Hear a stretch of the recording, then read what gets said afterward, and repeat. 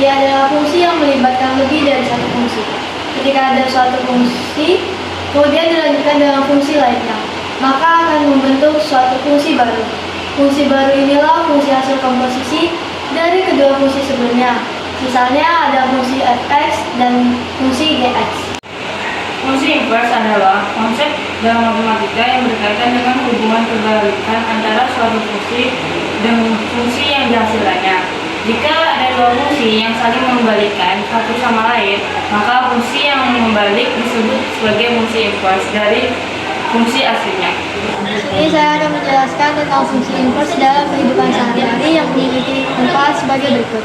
Yang pertama itu ada inverse mempermudah kita dalam mencari jawaban dari posisi bilangan manapun.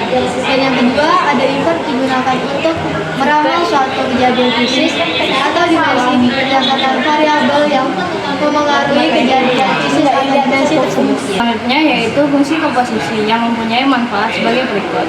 Yang pertama, fungsi komposisi itu diterapkan dalam proses pembuatan buku. Proses pembuatan buku melalui dua tahap.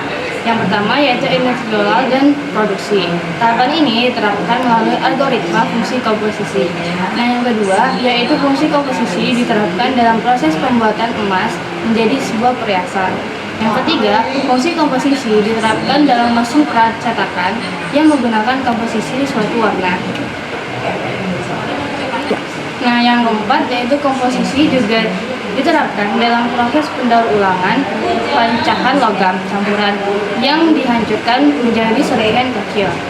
Yang kelima, fungsi komposisi juga diterapkan dalam permainan sepak bola seperti penyusunan tim ataupun formasi dalam permainan sepak bola.